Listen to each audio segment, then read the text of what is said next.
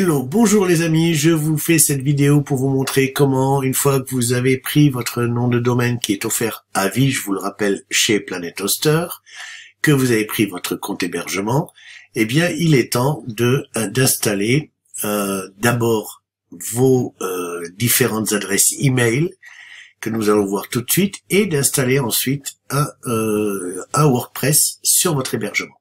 Voilà les deux choses que vous devrez faire en premier. Alors, vous avez dû recevoir donc un email avec vos accès qui vous permettent d'accéder à my.planethoster.com. Et là, vous allez avoir déjà un récapitulatif en fait, et notamment d'ailleurs ici quelque chose à lire qui est important, c'est qu'en ce moment il y a une campagne de phishing, il y a des gens qui se font passer pour Planet Hoster et qui ont, on ne sait trop comment, vos domaines puisqu'ils sont publics les domaines. Hein, c'est-à-dire le nom de domaine que vous avez choisi, et qui se font passer pour eux pour vous soutirer de l'argent. Donc faites attention, lisez ça en premier. Alors maintenant, pour créer les adresses email, on va aller dans Mes services, on va lancer l'interface qui va nous permettre de tout gérer et qui est le cPanel. Donc vous allez dans Mes services et Mon portfolio. C'est là que vous voyez par exemple ici, j'ai 2 comptes World, d'accord, puisque c'est l'abonnement que vous avez pris. Et sur chacun de ces 2 comptes, j'ai plusieurs domaines. Vous allez aller, tiens, on va par exemple travailler sur TH Conseil. On va aller sur le cPanel de mon Word TH Conseil. Et là, vous lancez l'interface qui va nous permettre de faire absolument tout ce qu'on veut avec notre hébergement. Alors le cPanel est normalisé aujourd'hui, hein, les bons hébergeurs proposent tous aujourd'hui du cPanel. Et voilà comment on se propose de vous montrer les choses, le cPanel. Vous avez à droite toute une partie d'utilisation de disques, etc. D'ailleurs, vous pouvez voir aussi le côté, ici, le signe infini, puisque c'est en illimité à peu près tout. Tout est en illimité, en fait. Sauf le nombre de processeurs, évidemment. Et là, on a les adresses email. Alors, peut-être que c'est présenté différemment. Peut-être que vous avez fichier avant email. Vous voyez, on peut vraiment déplacer les choses. Par exemple, si domaine, je veux mettre après email. Voilà, je le mets. C'est ça qui est intéressant dans le cPanel. Alors, on va s'intéresser aux emails. Voilà. Et là, on va s'intéresser aux comptes de messagerie. Alors, vous allez voir que j'ai déjà créé quelques comptes de messagerie. Et notamment, pas seulement sur TH Conseil, mais vous voyez que j'ai créé aussi des adresses mail sur Bien Démarrer.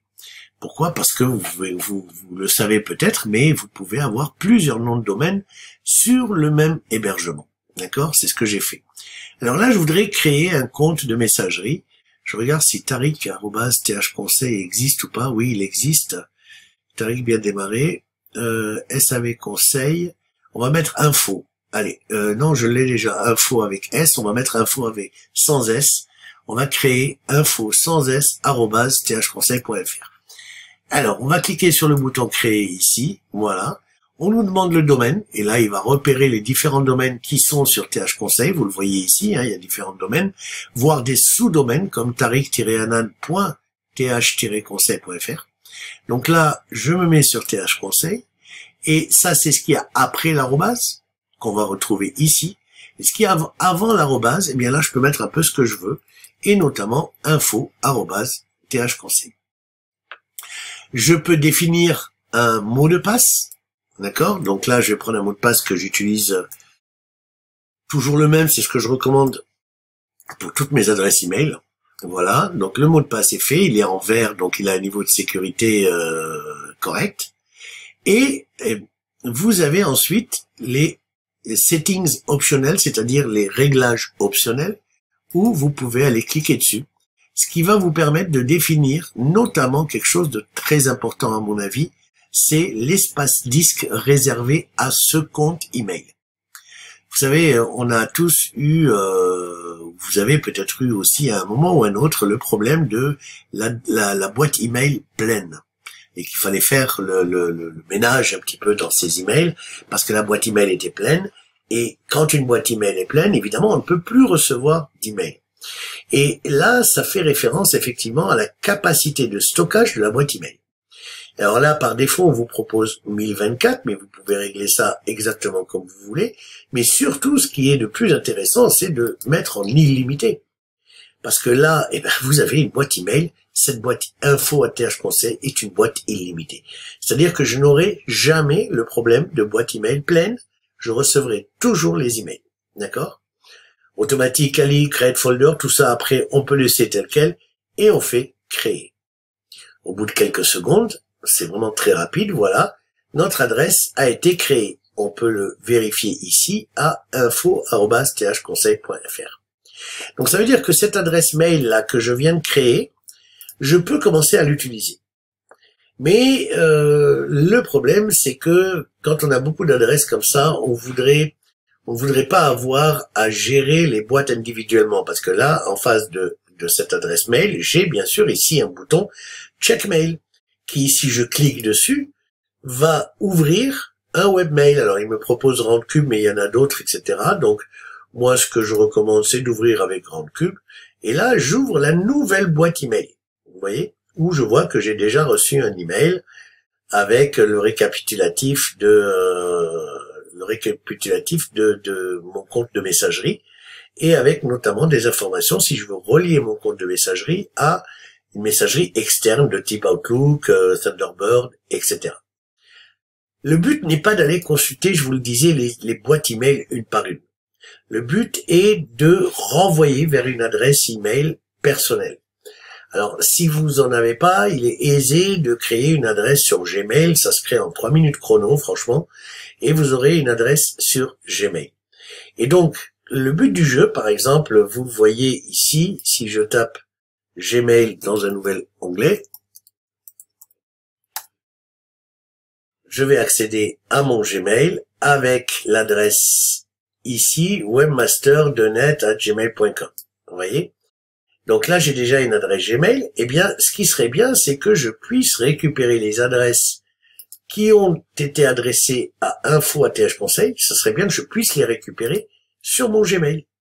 Alors, comment on peut faire ça? Eh bien, on prend cette adresse mail ici sur laquelle on veut rediriger. Donc, je vais la copier. Et dans le cPanel, je vais revenir avec, à l'aide du damier ici, au cPanel global. Et là, au lieu d'aller dans compte de messagerie, je vais tout simplement aller vers les redirecteurs pour créer justement une redirection de mon adresse info@thconseil vers mon adresse Gmail. Et là, je vais donc sur le redirecteur et je dis que je veux ajouter un redirecteur. Vous voyez déjà toutes les adresses email, la plupart, oui, j'en ai envoyé sur Webmaster à mon Gmail, d'autres à mon stratosweb.fr. Bref, on fait ce qu'on veut. Et là, en fait, je vais créer un redirecteur. Ce redirecteur, l'adresse à transférer, eh bien, ça sera évidemment info, et là, on passe à la ligne thconseil, celle qu'on vient de créer. Et je veux transférer cette adresse à mon adresse Gmail. Vous voyez? Donc là, j'ajoute le redirecteur.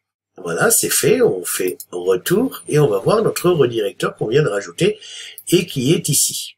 D'accord? Alors ça veut dire quoi? Maintenant que j'ai installé, vous voyez, j'ai créé d'abord l'adresse email, ensuite j'ai fait une redirection vers mon adresse Gmail. Et ben du coup, si vous m'écrivez à cette adresse-là, eh bien je vais pouvoir la consulter depuis mon adresse Gmail. Et comme ça me change pas. Si j'ai l'habitude de cette interface de Gmail, eh bien je peux recevoir mes différents emails comme ça sur la même boîte sans avoir à consulter des boîtes différentes. Donc là, nous venons de voir dans cette courte vidéo comment, bien, la première chose à faire lorsque vous avez votre nom de domaine et votre hébergement sur Planet Hoster, la première chose à faire est donc d'aller dans le cPanel. Je vous rappelle qu'on y accède de la manière suivante. On passe par mes services, mon portfolio, et là, vous cliquez ici et vous avez le cPanel. D'accord? Vous avez la possibilité, vous verrez d'ailleurs, de gérer des sauvegardes, puisqu'il y a des sauvegardes automatiques qui se font, donc ça c'est plutôt intéressant pour les histoires de sécurité. Mais vous avez aussi le site builder que je ne vous recommande pas d'utiliser tout de suite, hein, que ce soit bien clair. Ce site builder permet de faire un site et donc des pages internet. Mais vous allez voir que la solution que je vais vous proposer dans la prochaine vidéo, qui consiste à installer un logiciel en fait qui est concurrent de ce site builder, de ce constructeur de site, et qui s'appelle WordPress. Et vous allez voir que dans la prochaine vidéo, on installe WordPress d'une façon une façon très simple, voilà, et surtout avec l'avantage que WordPress permet de faire beaucoup plus de choses qu'un site builder proposé par un hébergeur, puisque WordPress permet quasiment de faire absolument tout ce qu'on veut, on n'a aucune limitation. Je vous donne donc rendez-vous à la prochaine vidéo pour vous expliquer comment installer facilement un WordPress sur votre hébergement. À tout de suite.